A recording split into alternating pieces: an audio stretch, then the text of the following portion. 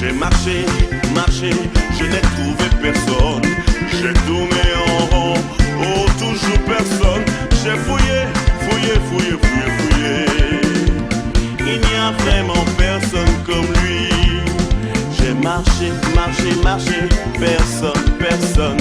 J'ai tourné en rond, personne, personne. J'ai fouillé, fouillé, fouillé, fouillé, fouillé. Il n'y a vraiment personne comme lui. Il n'y a personne qui soit comme Jésus.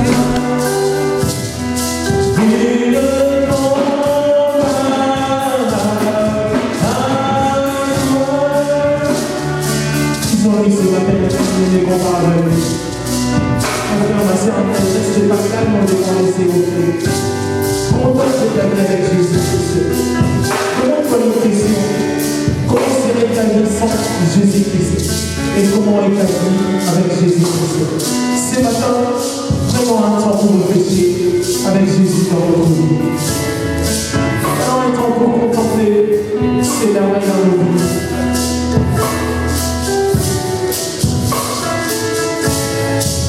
You deserve the glory and the honor. Lord, I lift my hands in worship as I praise your holy name. You deserve the glory and the honor. Lord, I lift my hands in worship as I praise your holy name. For you pray, you do miracles, there is no one else but you. There is no one else like you. For you pray, you do miracles, there is no one else like you. There is no one else like you. You are great. You do miracles, there is no one else like you. There is no one else like you. You are great. You do miracles, there is no one else like you.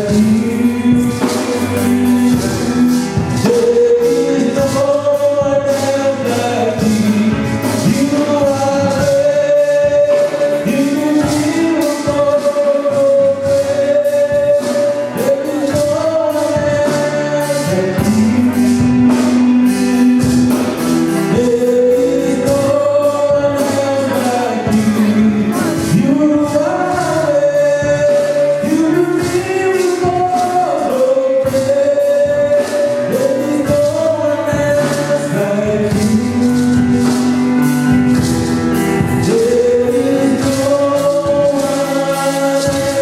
There is no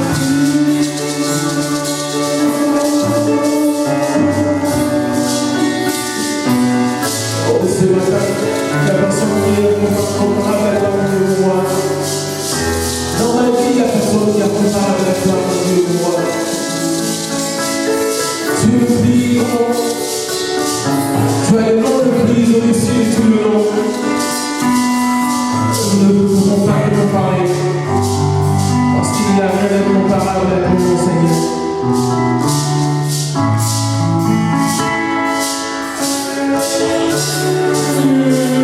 Oh Dieu, merci parce que tu es là. Merci parce que tu es venu pour ton peuple, Seigneur. Merci pour ton nom, Seigneur.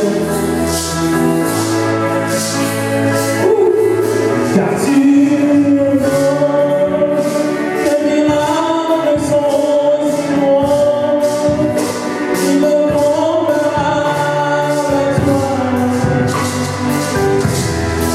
Il ne comparable à toi, car tu es bon, tes miracles sont si bons,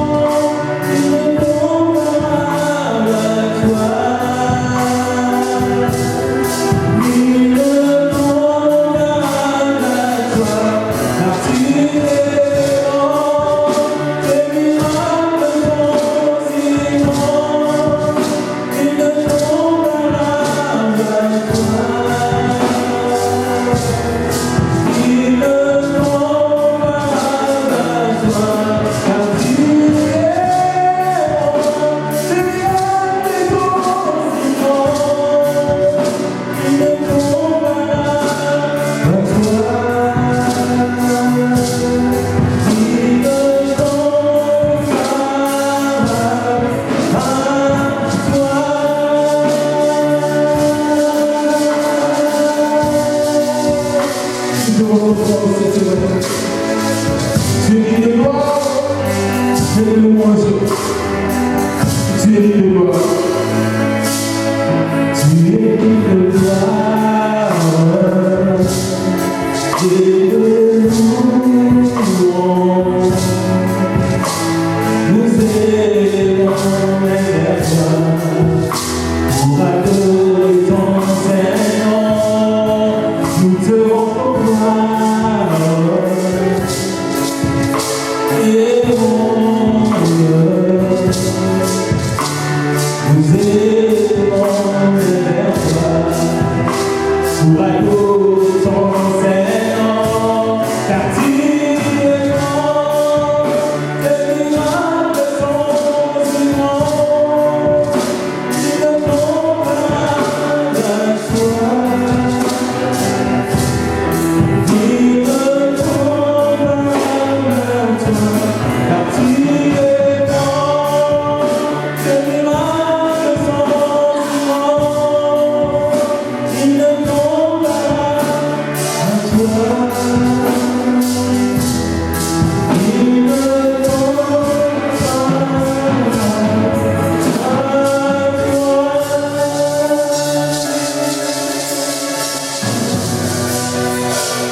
pour nous servir, mon Dieu. Ne sois pas frustré, il y a une raison que tu es là ce matin. C'est pour célébrer son nom, c'est pour élever son nom, c'est pour l'adorer, c'est pour le louer aussi. Louer, dis quelque chose à ton Dieu. Présente ton réel à ton Dieu. Dis quelque chose qui t'est au cœur, quelque chose de précieux. Demande quelque chose à ton Dieu. Ne sois pas distrait. Nous sommes tellement en train de louer notre Dieu au travers de la visite. Mais ce qui est important, c'est les mots que nous prononçons par cette visite. Le mot d'adoration, le mot pour lui dire qu'il est bon, qu'il est le Seigneur. Adore le Seigneur, mon frère. Célèbre ton Dieu ce matin. Célèbre-le ce matin. Il n'est pas. Il n'y a rien d'incomparable à cela. Alors tu es grand, tes miracles sont si grands. Ils ne tombent pas à toi. Ils ne tombent pas à toi. Tu es grand, tes miracles sont si grands. Ils ne tombent pas à toi. Ils ne tombent pas à toi.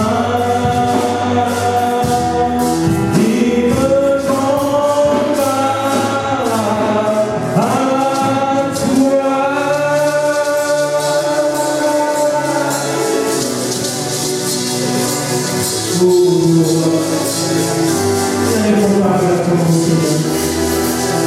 Rien n'est comparable ce matin. Car celui-là qui vit dans le cœur qui compatit avec, celui de gloire, Jésus-Christ, qui compatit dans nos cœurs, ils ont lu quelque chose ce matin. Remercions notre Dieu ce matin. Ils ont lu quelque chose de grand ce matin. Quelque chose de grand.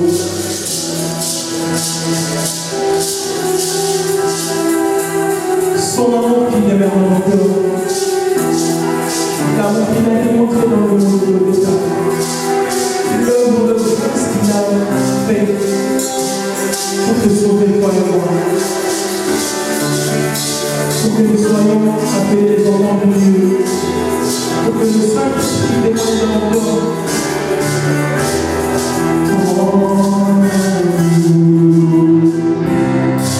Ta présence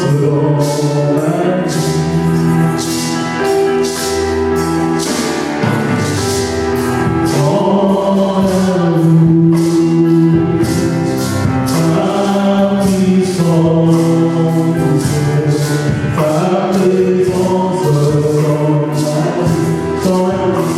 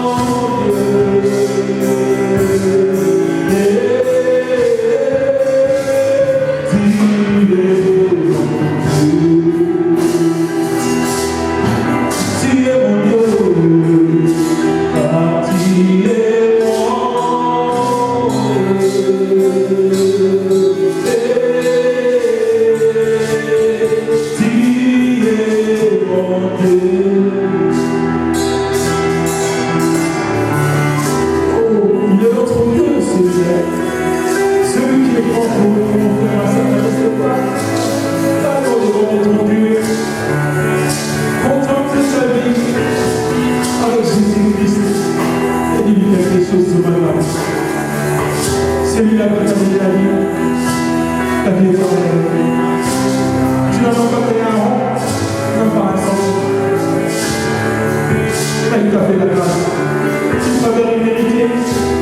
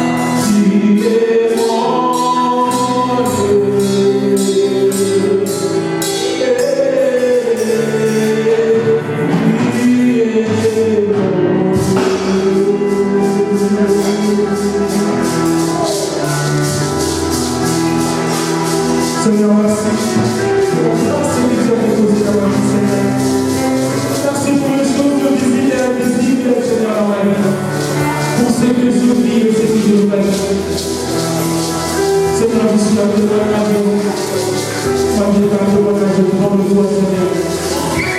Seigneur, je dis ce matin que je prie, mon Dieu. Seigneur, je veux personne devant tes parmi, Seigneur. Fortement élevé-moi, Seigneur. Fais-moi le sacrifice de mon Dieu, mon roi. Car je l'ai perdu, mon Dieu. Viens habiter en moi, Seigneur. Ce qui vit dans mon cœur, ce qui compassionne dans mon cœur, Seigneur. Je déclare que tu es mon Dieu ce matin. Car tu es mon Dieu. Dieu mon Dieu.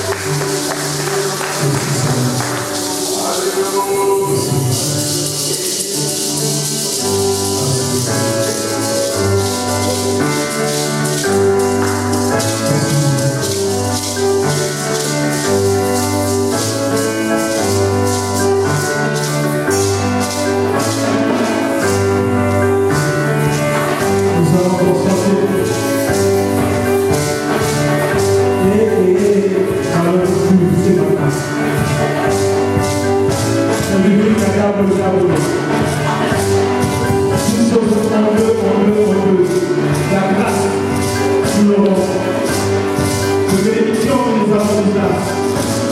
La prospérité dans nos familles. Non.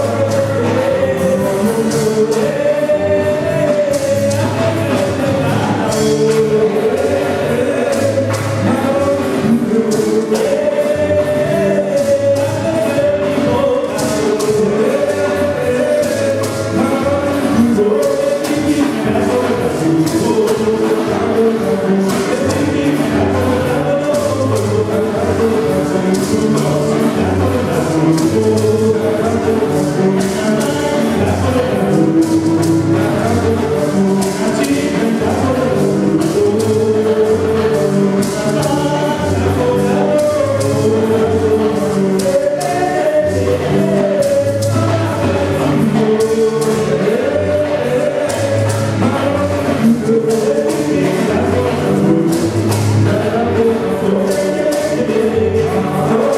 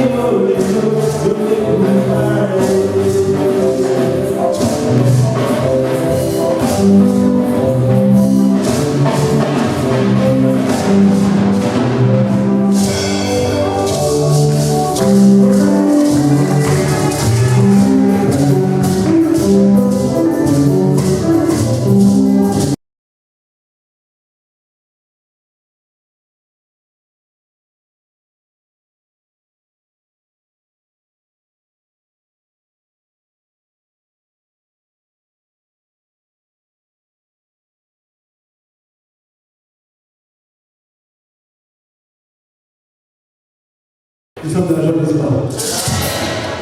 Qui est dans la joie ce matin? Amen.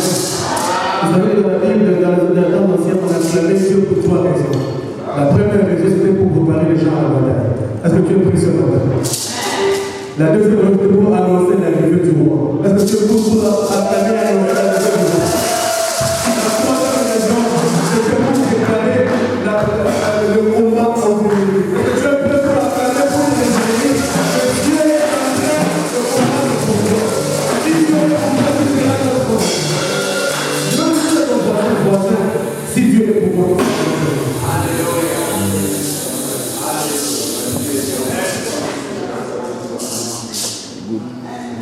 Amen. Est-ce que tu es dans la joie ce matin? Je veux vraiment vérifier que tu es dans la joie. Parce que dit, allons dans ta maison avec des chants à l'église. Amen. Tu viens dans la maison parce que tu es fatigué de la semaine, tu viens pour étaler ta fatigue ici, mais tu viens pour louer le Seigneur. Parce que dimanche, c'est un jour de transition. C'est le moment de ce que Dieu a fait et ce que Dieu va faire cette semaine. Est-ce que tu es prêt pour savoir ce que Dieu va faire pour vous?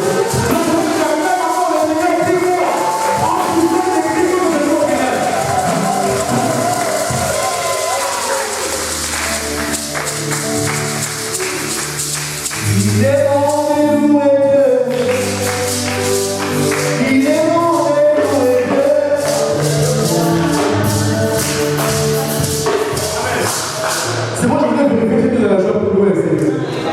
Amen. Ou sinon, je vais aller louer les gens à l'extérieur pour les amener ici pour louer Dieu. Mais comme Dieu m'a énervé le souffle de vie, je veux que tu loues comme tu n'as jamais loué. Parce que c'est même si ça donne tout ça, c'est même pour moi. C'est que Dieu a promis, il va le faire.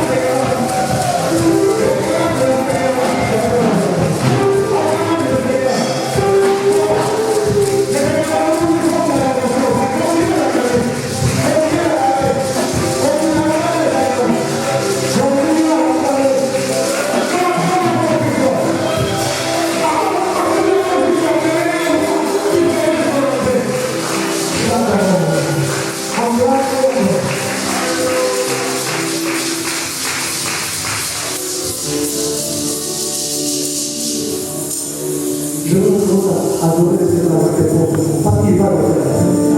Il est fidèle. Il n'a pas changé. Ce dimanche, on va faire ton dimanche à toi. Approprie-le ce dimanche. Prends-le pour toi. Jésus est pour toi. Parce qu'il est là. Dieu ne regarde pas dans la vie. Dieu ne regarde pas. Dieu ne regarde pas. Dieu ne regarde pas aux gens de la vie.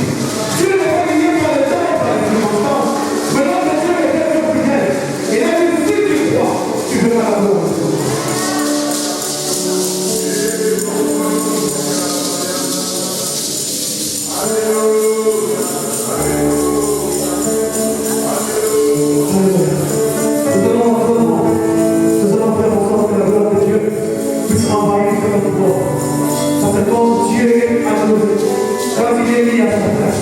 Il commence à libérer des grâces, il libère les éléments, il libère les bonnes choses.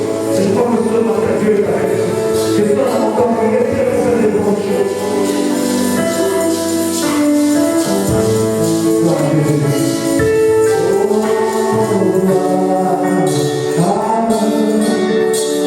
Gloire à Dieu.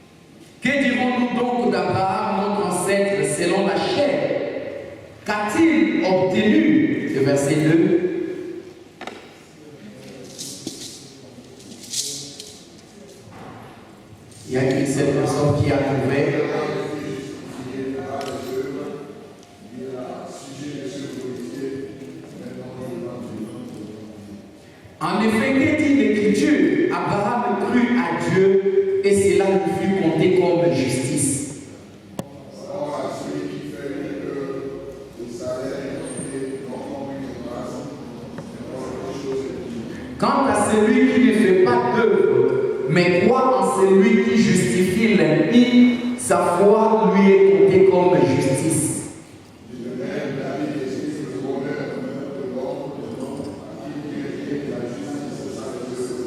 Heureux ceux dont les iniquités sont pardonnées et dont les péchés sont couverts. Ce bonheur n'est-il que pour les circoncis ou est-il également pour les incirconcis? Car nous disons, pour Abraham, la foi fut comptée comme justice.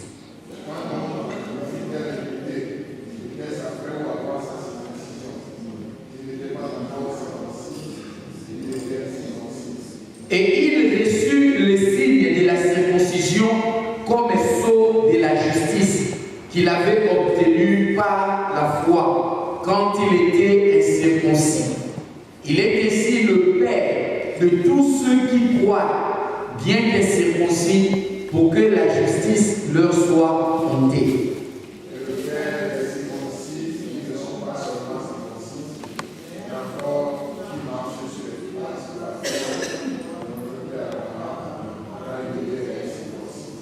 En effet, ce n'est point par la loi que l'héritage du monde a été promis à Abraham ou à sa descendance, c'est par la justice de la foi.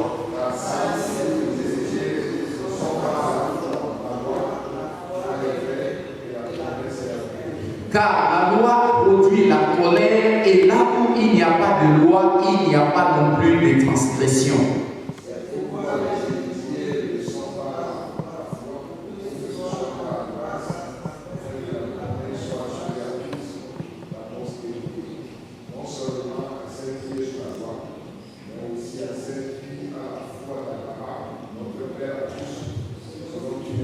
J'ai été établi Père d'un grand nombre de nations. Il est notre Père à tous, devant Dieu en qui il a cru, qui donne la vie aux morts et qui appelle à l'existence ceux qui n'existent pas.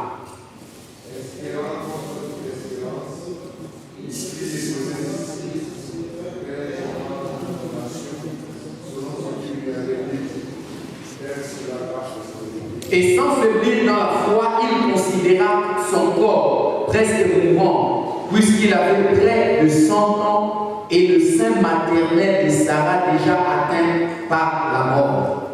Il ne douta point par incrédulité au sujet de la promesse de Dieu, mais il fut glorifié par la foi, rendant gloire à Dieu. Pleinement convaincu de ceci, c'est que Dieu a promis, il a aussi la puissance de l'accomplir. Mais ce n'est pas à cause de lui seul qu'il est écrit, cela lui fut compté. C'est encore à cause de nous, à qui cela sera imputé, à qui croyons en celui qui a ressuscité des morts, Jésus notre Seigneur. Livré pour nos offenses et ressuscité pour notre justification. Père, bénis cette parole, alors que tu lui dis, Seigneur, tu élèves ta parole au-dessus de toi-même. Seigneur, élève encore cette parole. Honore encore cette parole. Seigneur, nous prions à ce que, en écoutant, Seigneur, cette parole, nous puissions, Seigneur, oh Dieu, recevoir les trésors qui est caché dedans. Au nom de Jésus, Dieu, je lis maintenant tout dévoreur et tout voleur de la parole. Nous prions à ce que notre esprit soit ouvert à recevoir ce dont tu as pour nous ce matin. Dieu, nous te bénissons et nous te donnons la gloire. Amen. Le message que nous sommes en train de voir aujourd'hui, c'est dans le livre de Romains au chapitre 4. Je pense que ça fait quelques mois, nous avons prêché, j'avais prêché le trois précédents chapitres. Nous avons commencé au premier jusqu'au troisième.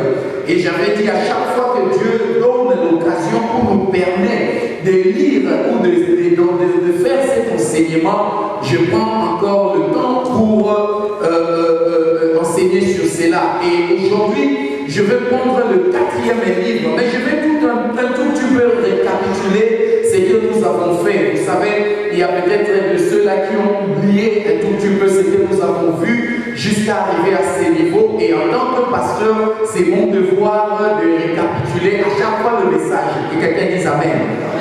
Le premier chapitre, nous avons vu, et j'avais intitulé l'ignorance sur Dieu n'est point une excuse. Est-ce qu'il y a des gens qui se rappellent de cela? J'avais dit que dans le premier chapitre, l'apôtre Paul, après avoir fait sa présentation à l'Assemblée et présenté Christ, il est entré dans son message où il a commencé maintenant à dire aux gens qui n'avaient pas la connaissance de Dieu. En fait, l'apôtre Paul a fait voir que on ne peut pas avoir d'excuses devant notre Dieu parce que la nature elle-même nous enseigne qu'il y a un Dieu. En regardant les choses que Dieu a créées sur cette terre, que tu sois croyant ou pas, tu dois reconnaître qu'il y a une main puissante qui a créé ces choses. Que quelqu'un dise Amen. Et c'est là que l'apôtre a dit à ces gens, quand vous lisez au chapitre 1, à partir de ces versets que j'aime beaucoup, le verset 25, il dit eux qui ont remplacé la vérité de Dieu par le mensonge et qui ont adoré et servi la créature au lieu du Créateur, qui est béni éternellement. Amen. C'est pourquoi Dieu les a livrés à des passions déshonorantes, car leurs femmes ont remplacé les relations naturelles par des actes contre nature. Où nous avions abordé qu'à cause de ces choses, Dieu a livré ces gens à des passions déshonorantes. Et nous voyons vraiment ce qui se passe, comment les hommes oublient, ou les femmes commencent à oublier la relation de l'homme et la femme pour se jeter à la relation de l'homme et la femme et la femme. Et l'apôtre Paul dit, ceux qui font de telles choses et ceux qui les approuvent sont dignes des bons. Que quelqu'un dise Amen. Et ça, c'était le premier chapitre. Il a dit, il n'y a point d'excuse pour ceux qui ne connaissent pas Christ. Au dernier jour, personne ne va dire que je n'avais pas eu l'occasion d'écouter les messages. Mais la nature t'a enseigné que Dieu existe. Amen. Et le deuxième chapitre, nous avons intitulé le deuxième chapitre comme si Dieu ne fait pas de favoritisme. J'avais dit que Dieu ne donne pas, ou bien Dieu ne favorise pas un peuple, mais Dieu est un Dieu de tous. Vous savez, la raison pour laquelle l'apôtre Paul a commencé à écrire ces lettres, c'était un blocage pour les gens qui n'étaient pas juifs de croire au christianisme.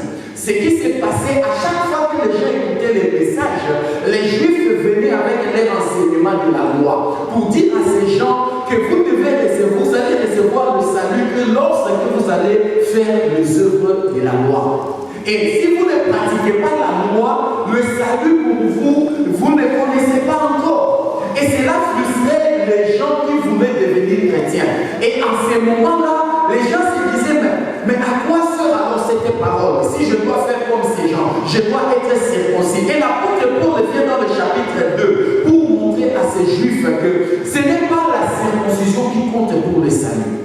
C'est la raison pour laquelle il a dit, le vrai juif, c'est celui qui l'est intérieurement.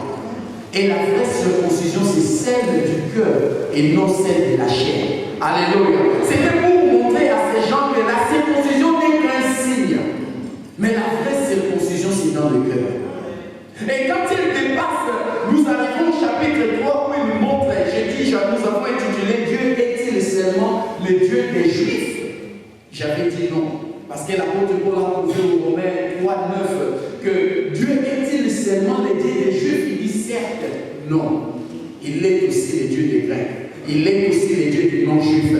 Et la frustration encore était à ce moment-là. Le juif qui se disait que nous sommes proches à Dieu. C'est à nous que Dieu avait donné les préceptes. C'est à nous que Dieu avait donné les 10 commandements. Moïse, Abraham, ce sont nos pères. Vous ne connaissez pas, mais c'est nous qui sommes proches à Dieu. Dieu nous écoute, Dieu ne vous connaît pas. Et l'apôtre vient dans cette lettre pour leur dire, ce n'est pas ça. Il dit, les juifs, il n'est pas supérieur aux autres.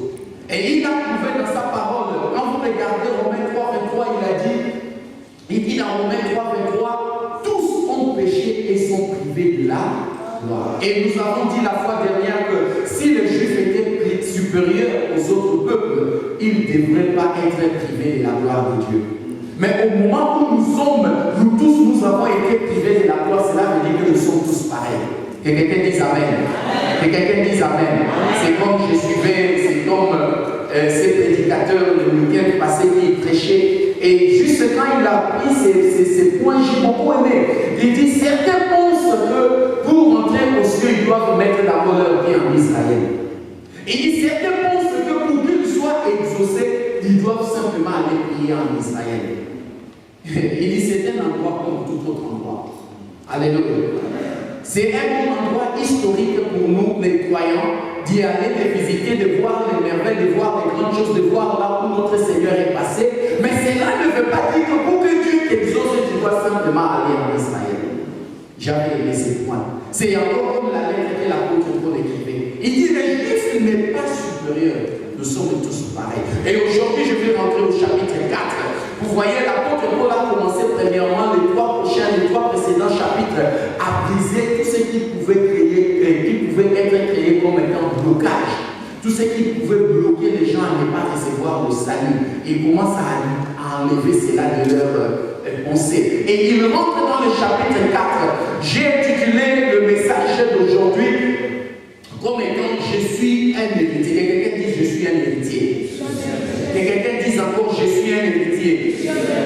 Alléluia. Combien savent qu'ils sont des héritiers? Combien savent qu'ils ont un héritage? Alléluia. Vous voyez, ça doit être la gloire de tout un chacun de nous. De savoir que nous avons un héritage. On parle de l'héritage. Pour recevoir un héritage, tu dois avoir le lien avec celui qui laisse l'héritage, n'est-ce pas? Ça peut être un lien de sang, ça peut être un lien peut-être d'alliance, ça peut être un lien d'amitié, mais il doit avoir d'abord un lien pour que tu sois connecté à l'héritage. Alléluia. Et aujourd'hui, je vais tout simplement voir, mais je suis un héritier de qui? Et comment je suis devenu un héritier? Alléluia. Et quel est cet héritage dont le pasteur veut parler dans ce message? Et c'est ce que nous allons essayer de comprendre et de voir dans le chapitre 4 que nous allons commencer. Il dit, que dirons-nous donc d'Abraham, notre ancêtre, selon la chair? Qu'a-t-il obtenu si en effet Abraham a été justifié par les œuvres? Il a sujet de se glorifier, mais devant Dieu, il n'en est pas ici. En fait, l'apôtre Paul nous fait voir dans ces deux versets, il dit, s'il a sujet de se glorifier, il pouvait se glorifier des œuvres de la loi, mais il n'en est pas ici d'Abraham. En fait, Abraham a été justifié non pas parce qu'il a marché selon la loi. D'ailleurs, quand Abraham vivait encore, la loi n'existait pas. Parce que Moïse n'était pas encore sorti. Et en ce moment-là, il n'y avait pas encore de Lévites.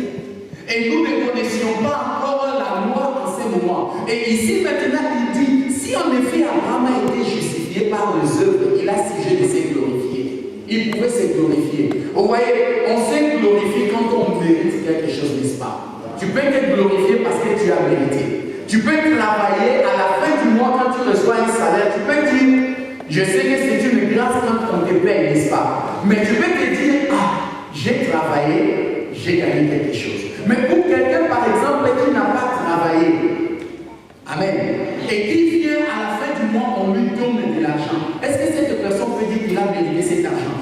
Non, c'est ça la grâce. Et c'est ce qu'on nous fait comprendre dans ces versets, qu'Abraham n'a rien fait pour être justifié. Ce n'est pas qu'Abraham a marché selon la loi et il a été justifié. Mais il dit certes non. Mais devant Dieu, il n'en est pas ici. En effet, qu'est-ce qu'il est Dieu? Abraham crut à Dieu et cela lui fut compté comme justice. Or, à celui qui fait une œuvre, le salaire est compté non comme une grâce, mais comme un dû. Quant à celui qui ne fait pas d'œuvre, mais croit en celui qui justifie l'impie, sa foi lui est comptée comme justice. En fait, il nous explique que Abraham, c'est parce qu'il avait cru qu'il a été justifié. Mais ce n'est pas le contraire. Ce n'est pas parce qu'il a fait une œuvre. Et ici, l'apôtre Paul, pour comprendre, comme je vous ai dit, il est en train de faire comprendre aux Juifs. Il dit aujourd'hui, vous parlez de la loi. Parce qu'il se disait qu'Abraham est notre père à nous seuls. Il dit, mais si cet homme a été justifié, ce n'est pas à cause de la loi. Mais il avait reçu une grâce. Alléluia. Quelqu'un dise une grâce. Quelqu'un dise, je suis justifié par la grâce de Dieu. C'est comme toi et moi, comme nous sommes là, nous n'avons rien fait pour recevoir la justification. Nous n'avons rien payé. D'ailleurs, il n'y a pas un prix à payer pour être justifié. Mais ce n'est que par la grâce. Alléluia.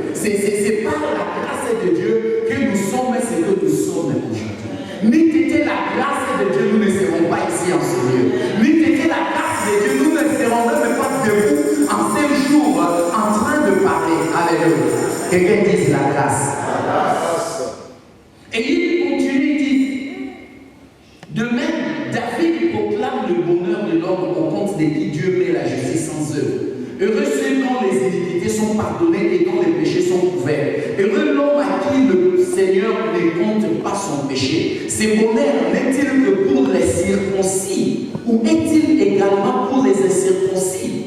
Car, disons, pour Abraham, la foi fut comptée comme justice. Comment donc était-il lorsqu'elle lui fut comptée? Était-il circoncis ou non? Il n'était pas encore circoncis, il était incirconcis. Et il reçut les signes de la circoncision comme son de la justice qu'il avait obtenu par la foi quand il était incirconcis. Il est ainsi le Père de tous ceux qui croient, bien que circoncis, pour que la justice leur soit comptée. Amen. Vous voyez, Abraham, ici, il explique encore, l'apôtre nous explique et nous démontre que ce n'est pas au moment où Abraham était circoncis qu'il a été justifié, mais c'était loin de là. C'est avant même la circoncision que Dieu l'avait justifié. Donc tout ça c'est pour montrer aux Juifs, après avoir démontré qu'Abraham ne connaissait pas la loi, il vient maintenant à la circoncision pour résumer encore le chapitre 2, pour leur dire qu'Abraham n'était pas encore circoncis lorsque Dieu l'a justifié. Amen. Vous allez voir cela. Ouvrons nos Bibles dans le livre de Genèse. Regardons Genèse au chapitre 17. Amen. Amen. Regardons Genèse au chapitre 17. Dieu nous dit quelque chose dans Genèse 17. Je vais juste prendre le verset. Je vais lire quelques versets. Le verset 8 dit ceci: je te donnerai et à tes descendants après toi le pays dans lequel tu viens d'immigrer, tout le pays du Canaan en possession perpétuelle, et je serai leur Dieu. Dieu dit à Abraham: toi tu garderas mon alliance, toi et tes descendants après toi, dans toutes leurs générations. Voici comment vous garderez l'alliance que je traite avec vous et avec ta descendance. Après toi, tout mâle parmi vous sera circoncis. Vous vous circoncirez comme signe d'alliance entre vous et moi. À l'âge de 8 jours, tout mâle parmi vous sera circoncis dans toutes vos générations. Qu'il soit né dans la maison ou qu'il soit acquis à prix d'argent de la part d'un étranger qui n'est pas de ta descendance. Le verset 14, un mâle circoncis qui n'aura pas suivi la circoncision dans sa chair sera étranger du milieu de son peuple. Il aura rompu mon alliance. Et sortons, allons dans le verset 22. Il dit: lorsque lui achevait de lui parler, Dieu s'éleva au-dessus d'Abraham. Abraham prit son fils Ismaël, tous ceux qui étaient nés dans sa maison et tous ceux qui l'avaient acquis au prix de son argent, tous les mâles parmi les gens de sa maison, il les circoncit le jour même, comme Dieu lui avait dit. Abraham était âgé de 99 ans lorsqu'il fut circoncis. Waouh! C'est pas facile, un vieux de 90 ans, on a fait la circoncision. Son fils Ismaël était âgé de 13 ans lorsqu'il fut circoncis. Ce jour même, Abraham fut circoncis, ainsi que son fils Ismaël. De même, tous les autres de sa maison, nés dans sa maison ou acquis d'argent des étrangers, furent circoncis avec lui. Quelqu'un dit Amen. Amen. Donc, nous voyons déjà dans ce passage, on nous démontre que Abraham avait eu d'abord la promesse, n'est-ce pas? La promesse est venue que tu seras béni et ta descendance aussi sera bénie de génération en génération. Et après cela, maintenant, Dieu dit: regarde le signe de notre alliance. C'est la circoncision. En fait, la circoncision, c'est comme aujourd'hui, tout ce que nous faisons à l'église, la prière, les jeux, venir à l'église le dimanche. Ce n'est pas ça qui va nous sauver. Alléluia. Nous ne sommes pas sauvés parce que nous venons à l'église tous les dimanches. Nous ne sommes pas sauvés parce que nous venons à la prière pour adorer notre Dieu. Nous ne sommes pas sauvés parce que nous servons Dieu. Mais ça nous aide tout simplement à grandir spirituellement. C'est comme un bébé. Un bébé est né. Si ce bébé, on ne donne pas la nourriture, si on ne donne pas du lait, si on ne donne pas des vitamines qu'il faut, si on ne donne pas des vaccins, ces bébés peuvent tomber malades. Alléluia. Et la maladie peut entraîner à la mort. Amen. Et c'est la même chose avec nous. Nous avons reçu le salut quand nous sommes venus en Jésus-Christ. Mais maintenant, pour notre croissance, pour que nous grandissions, pour que nous devenions des hommes matures dans la parole, nous avons besoin de venir à l'église. Voilà la raison pourquoi nous venons à l'église. Nous avons besoin de venir à la prière parce que nous voulons grandir spirituellement. Nous ne voulons pas rester des bébés. Parce qu'un bébé, on peut déplacer un bébé, on le prend laisser encore pour l'emmener de l'autre côté, le bébé ne va pas réclamer. On peut décider, les parents peuvent décider aujourd'hui, on te prend de Londres, on va aller vivre à Paris. Le bébé ne va pas dire oui ou non. Mais un adulte peut dire non, n'est-ce pas? S'il n'est pas d'avis. Et c'est la même chose avec nous. Voilà la raison pourquoi les gens qui sont encore des bébés spirituels, le diable peut jouer avec eux comme il veut. Parce qu'ils n'ont pas grandi spirituellement. Spirituellement, ils sont au même niveau comme des bébés. Et ils sont bloqués à cet état. Alléluia. Je me rappelle encore, il y a quelques semaines, on était avec le pasteur alors qu'il parlait à cet homme, il demandait à cet homme, est-ce que tu as déjà reçu le salut? Il dit, le salut, tu connais Jésus? Il dit, mais je connais Jésus. Il dit, comment tu connais Jésus? Il dit, mais je suis né dans une famille catholique. Il dit, mais mes frères, mes parents, moi, mon père est catholique. Il dit, d'ailleurs, j'ai été baptisé quand j'étais bébé. C'est la dit, non, ce n'est pas ça le salut, non, moi, je n'étais pas. Il dit, mais c'est ça, moi, j'ai grandi dans l'église. Alléluia. Ça montre que c'est un bébé spirituel. Alléluia. Ça montre que ce n'est même pas encore un bébé, mais c'est quelqu'un qui est encore dans le ventre. Parce qu'un bébé doit naître, c'est quelqu'un qui ne connaît pas encore la nouvelle naissance. Alléluia. Dis à ton prochain, est-ce que tu connais la nouvelle naissance? Alléluia. Mon frère, ma soeur, nous avons besoin de grandir spirituellement. Quand tu vas rester, si tu demeures à l'état où tu étais avant, il y a de ces gens, quand je les écoute tout simplement parler, je peux comprendre tout simplement à quel niveau ces gens-là se trouvent spirituellement. Alléluia. Les gens qui sont à chaque fois frustrés, les gens dont la vie les frustre à chaque fois, les gens qui ne sont jamais heureux, ça ce sont des gens qui n'ont pas encore grandi spirituellement. Alléluia. Parce que la Bible nous dit que les promesses de Dieu sont oui et alléluia. Si je n'ai pas vu cette promesse aujourd'hui, mais je sais que ces promesses sont oui et amen. Je n'ai pas besoin de m'inquiéter. Et c'est ce que l'apôtre Paul fait voir ici. Il nous fait voir qu'Abraham avant n'était pas encore circoncis quand il fut justifié. Mon frère, nous ne sommes pas justifiés par les œuvres que nous faisons. Tu vas perdre tout ton temps si tu n'as jamais reçu le salut. Tu peux servir Dieu, tu peux être un homme de Dieu, tu peux être un pasteur qui prêche la parole de Dieu, tu peux faire des miracles au nom de Jésus. Mais si tu n'as jamais reçu Jésus dans ta vie, au dernier jour, mon frère, ça sera une perte de temps. Alléluia. Alléluia. Vous voyez, ça c'est la chose que nous devons toujours faire, nous devons toujours nous examiner. J'ai aimé, c'est pourquoi j'aime ces livres. Quand tu lis les livres des Romains, c'est comme cet homme avait dit, Martin Luther. Je ne parle pas de Martin Luther King, lui c'était un Américain, mais je parle de Martin Luther, le prêtre allemand, celui qui a commencé ce mouvement de protestants ou bien qui a mené beaucoup de croisades. Et quand tu vois Martin Luther, il a dit quelque chose que j'ai toujours aimé. Il dit cette lettre aux Romains est la partie principale du Nouveau Testament et l'évangile le plus profond. Il ne peut être lu ou médité trop. Et plus elle est lue, la plus précieuse elle devient. Et le mieux est la vie. Alléluia. Vous voyez, si tu prends les livres des Romains, tu peux lire les livres des Romains comme on lit les Romains, tu ne vas rien comprendre jusqu'à la fin.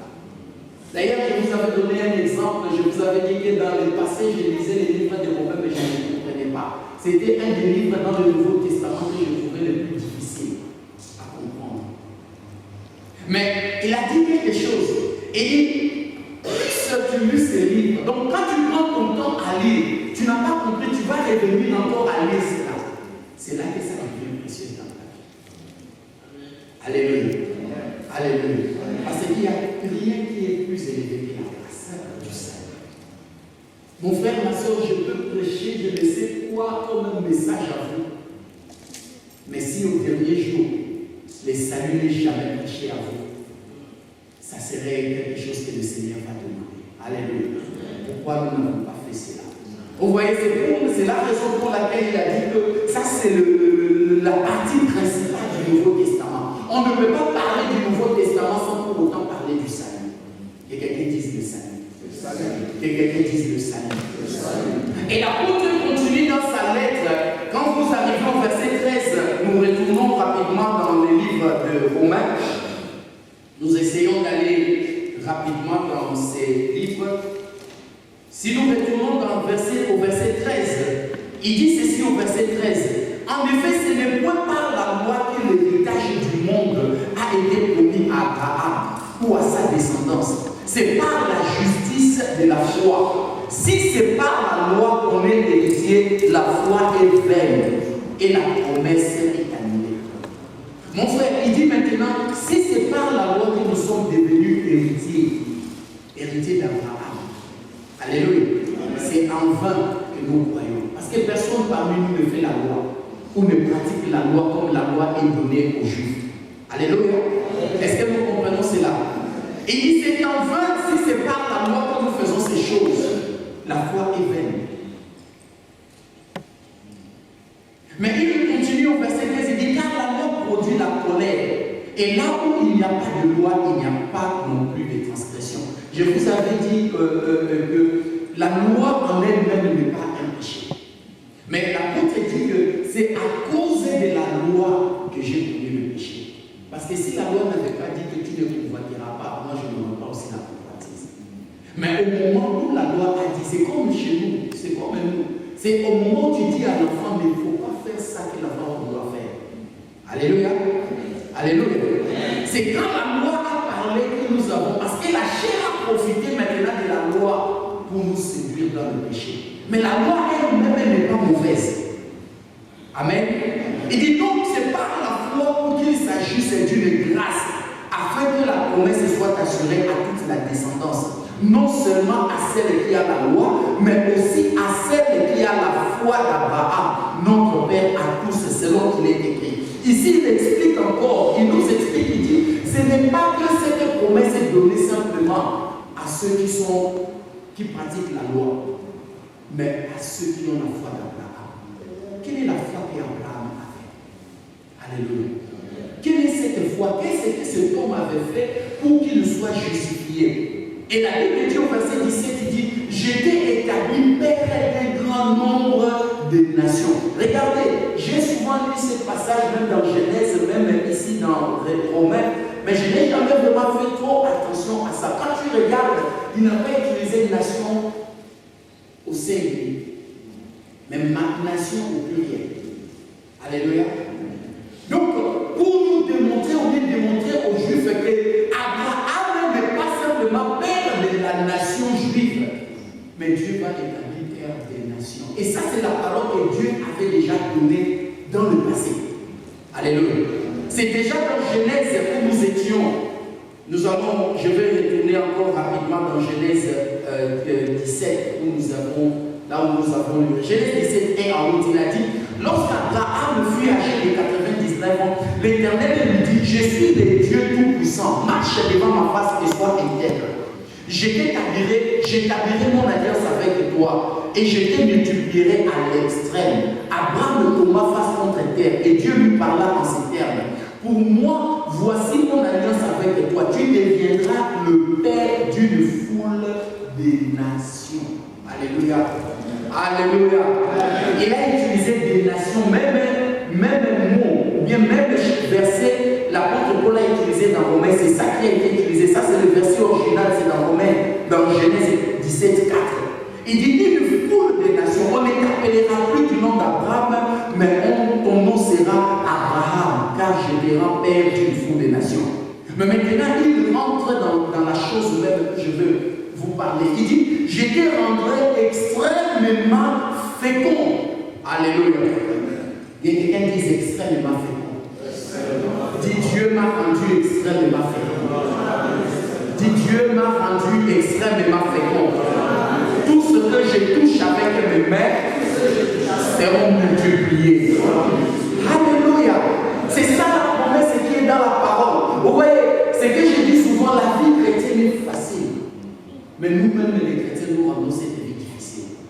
Parce que Dieu ne nous demande rien pour recevoir, mais Dieu nous dit simplement avoir la foi.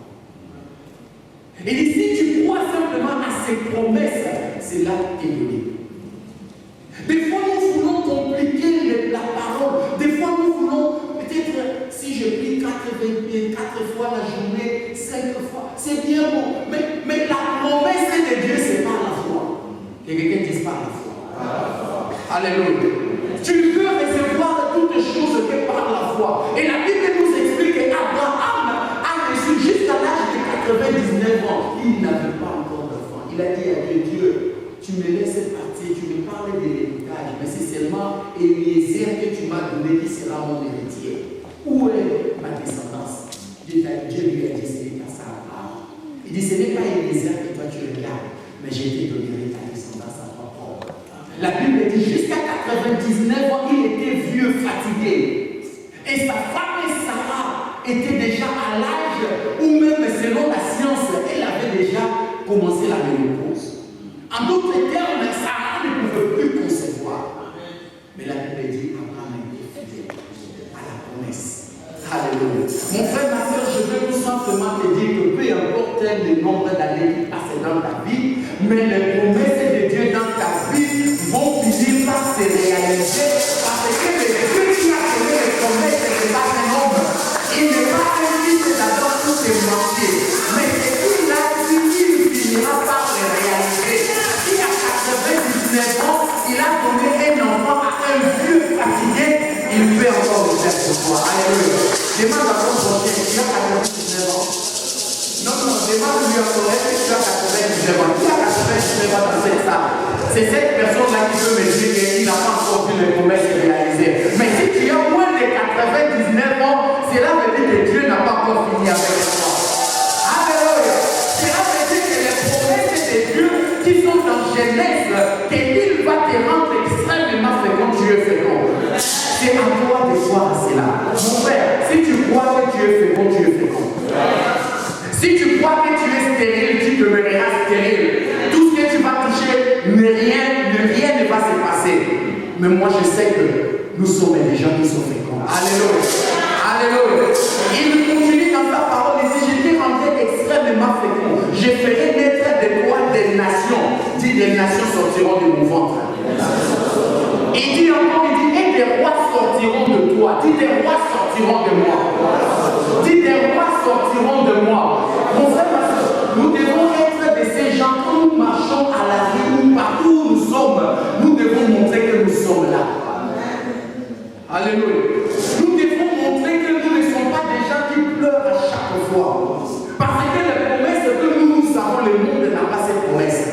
En fait, du jour au lendemain, les choses peuvent partir.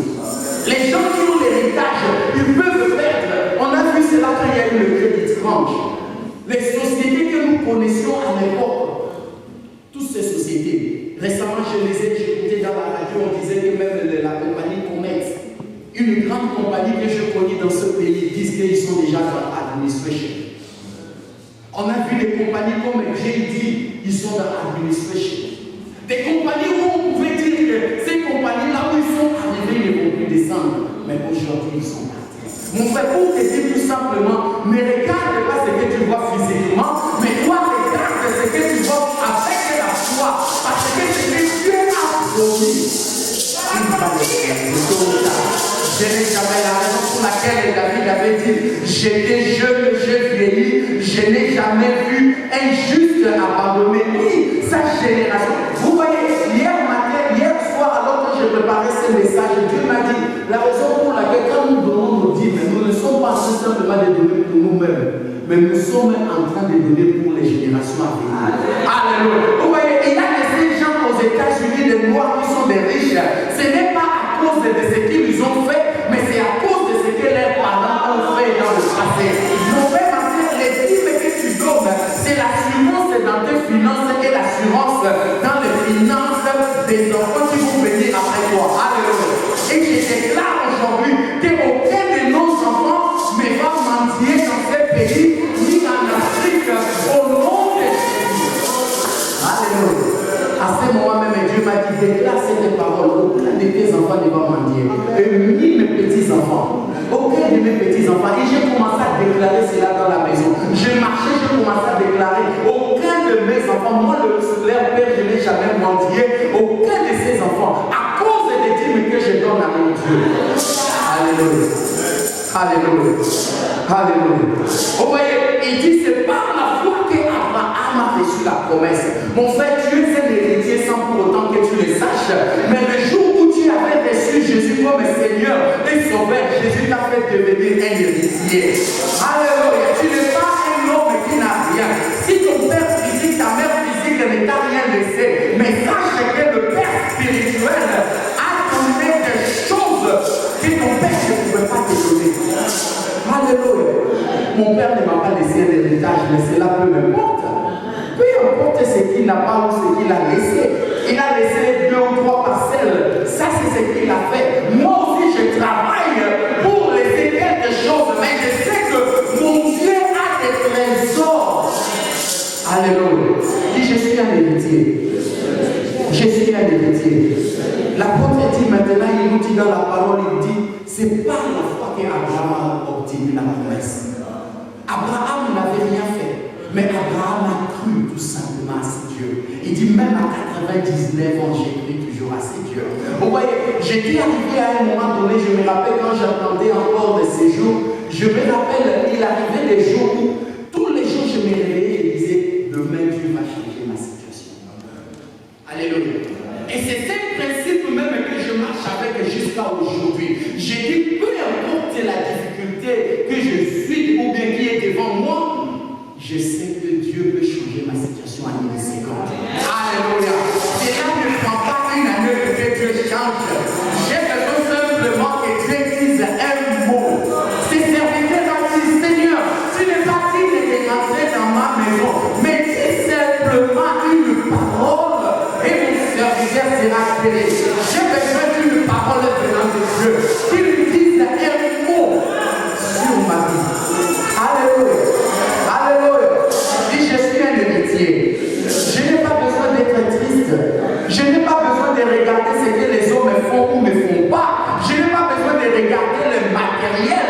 Mais ce que moi j'ai aujourd'hui est plus que ce que le monde a. Non seulement j'ai le matériel, mais j'ai le trésor qui est dans les cieux. Alléluia. Mon frère, rien de plus grand que les saluts qui nous est réservé. Rien de plus grand que les saluts qui nous est réservé des années. Mon frère, tu veux tout avoir. J'ai dit souvent la vie de l'homme. En fait, Dieu a limité la vie de l'homme à 120 ans. On ne dépasse même pas 120. Et ça, c'est la limite que Dieu avait donnée après Noé. Lorsque les enfants d'Israël, les hommes ont péché, il a dit à partir d'aujourd'hui, vous n'allez plus vivre longtemps. À 120, vous allez partir tous. Parce qu'avant ces temps-là, les gens qui ont vécu au temps de Noé et avant Noé, ils vivaient jusqu'à 800, 900. Alléluia. Mais il a limité cet âge à 120. Et je dis toujours aux gens, je dis, il ne faut pas regarder ce que tu n'as pas aujourd'hui. La vie, c'est comme un clin d'œil, c'est comme quelqu'un qui ferme et qui ouvre. Parce que du jour au lendemain, cette même vie, Dieu peut la changer. Parce que cela ne dépend pas des hommes, mais cela dépend de ces dieux. Alléluia. Et je dis souvent, je dis, à quoi sert maintenant de pleurer, Alléluia. Parce que tes pleurs ne changent rien. Dieu aime les gens, ce n'est pas les gens qui pleurent qui touchent le cœur de Dieu, mais ce sont les gens qui marchent par la foi, qui touchent le cœur de Dieu. Alléluia. Abraham ne restait pas en train de pleurer, mais Abraham marchait et disait, Dieu, tu m'as dit que ma descendance sera comme les étoiles. Seigneur, j'attends cette parole. Dis à ton frère, j'attends la parole de Dieu dans ma vie.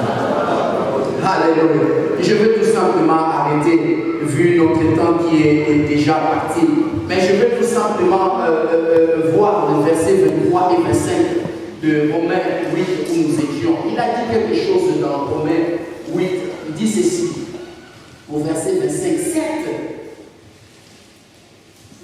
au verset 23 plutôt, il dit, mais ce n'est pas, je prends le verset 20, mais face à la promesse de Dieu, il ne douta point par incrédulité, mais fortifié par la foi, il donna gloire à Dieu. Ça c'est Abraham, pleinement convaincu de ceci, c'est que Dieu a promis, il a aussi la puissance de l'accomplir. Quelqu'un disait, c'est que Dieu a promis, il a aussi la puissance de l'accomplir. Alléluia. Il dit pleinement convaincu de ceci, c'est que Dieu a promis, il a aussi la puissance de l'accomplir. C'est pourquoi cela nous fut compté comme justice. Mais ce n'est pas à cause de lui seul qu'il est écrit, cela nous fut compté. C'est aussi à cause de nous. Quelqu'un dise nous. À qui cela sera compté?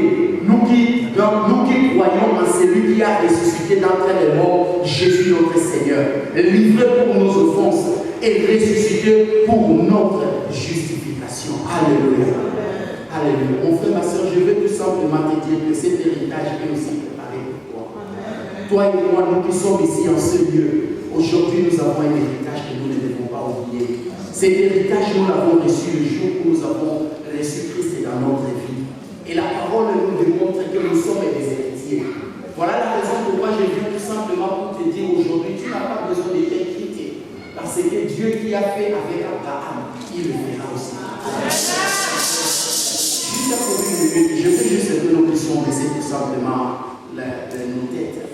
Et je veux qu'on ferme tout simplement nos yeux pour une minute, alors que nous avons écouté cette parole. Mon frère, la raison pour laquelle je prêchais de la foi. Tu peux être ici dans cet endroit, tu n'as jamais connu c'est Jésus. Je parlais tantôt, cela ne dépend pas du temps que tu as passé à l'église. Tu peux passer 10 ans, 20 ans dans l'église, mais si tu n'as jamais fait cette prière du salut, Christ, tu ne le connais pas encore. Je vais te donner encore cette opportunité, mon frère, ma soeur. Ta présence ici, c'est Dieu qui t'a amené à cet endroit. Mais si tu crois dans ton cœur que tu n'as pas encore reçu Christ dans ta vie, tu n'as pas encore confessé Jésus comme Seigneur et Sauveur, lève tout simplement la main dans le Dieu. Ne te déplace pas. Mais si tu sais dans ton cœur que tu n'as jamais donné ta vie à Jésus, le salut, c'est par la foi que nous recevons. Je vais faire la prière avec toi ce matin, alors que tu es là. S'il y a quelqu'un, lève tout simplement la main. Dieu te donne encore cette opportunité de pouvoir donner ta vie et de recevoir cet héritage. Et nous recevons cet héritage tout simplement par la foi. Si tu es là, lève simplement la main. Lève la main.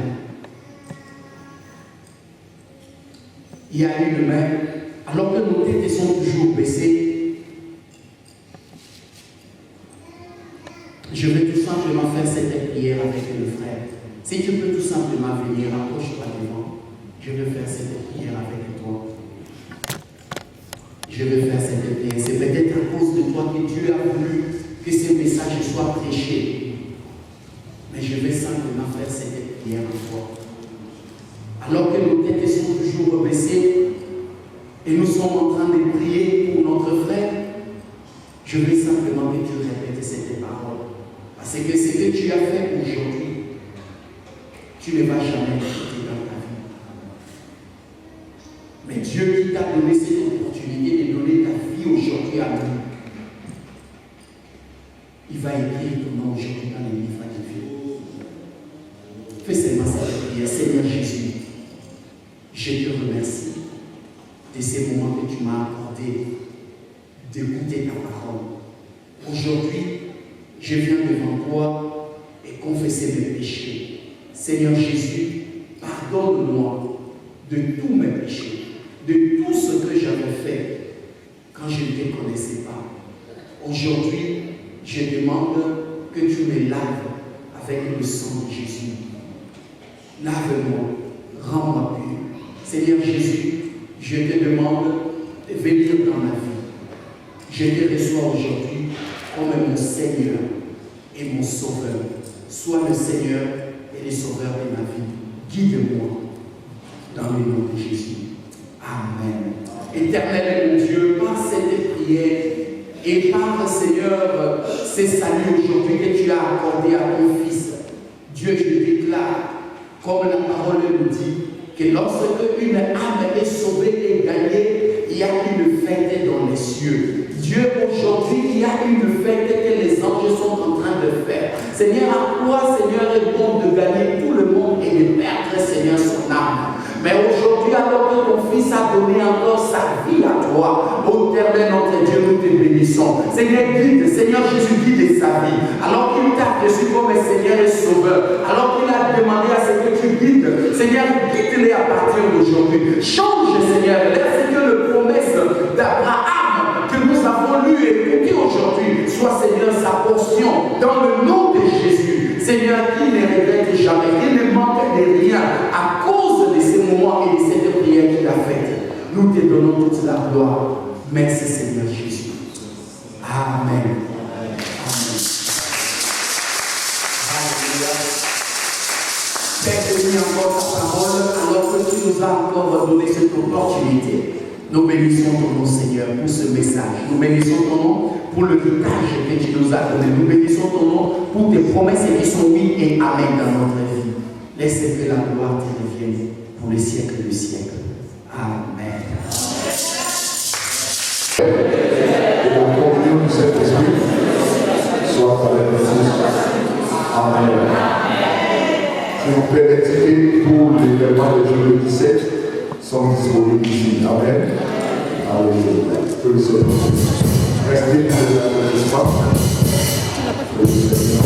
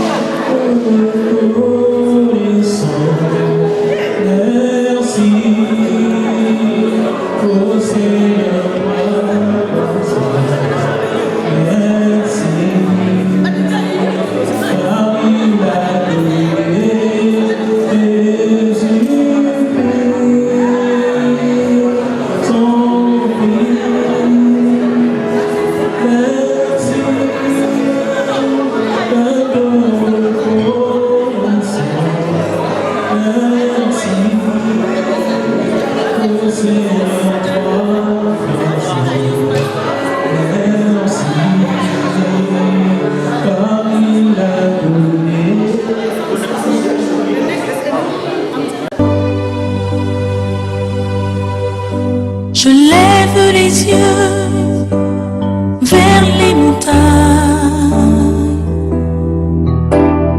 D'où me viendra le secours? Le secours me vient de l'Éternel qui a fait les cieux et la terre. Le secours me vient de l'Éternel qui a fait les cieux et la terre. Il est mon Dieu. Je lève les yeux vers les montagnes. D'où me viendra le secours? Le secours me vient de l'Éternel qui a fait les cieux et la terre. Le secours me vient de l'Éternel qui a fait les cieux et la terre. Il ne donne ni ne sommeille celui qui garde Israël. Il ne donne ni ne sommeille, l'Éternel me gardera. Il ne donne ni ne sommeille, il gardera mon pied de tout mal. Il ne donne ni ne sommeille, l'Éternel gardera mon âme.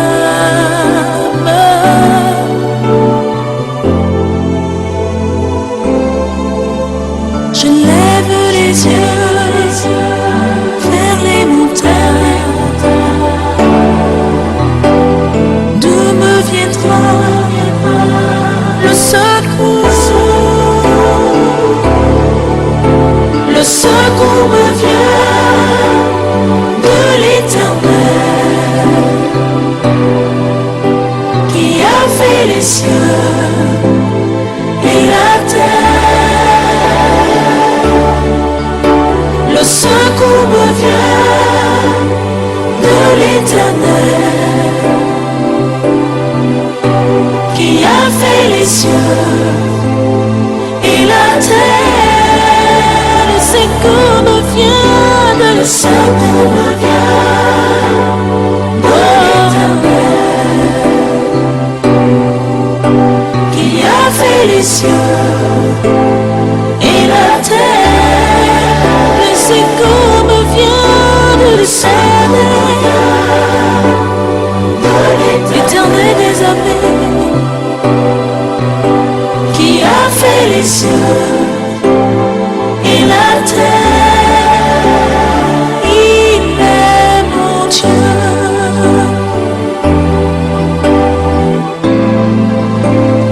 Il est mon Dieu et mon roi. Il est mon Dieu et mon roi. Il est mon Dieu. Il ne dort, il ne sommeille, celui qui garde Israël.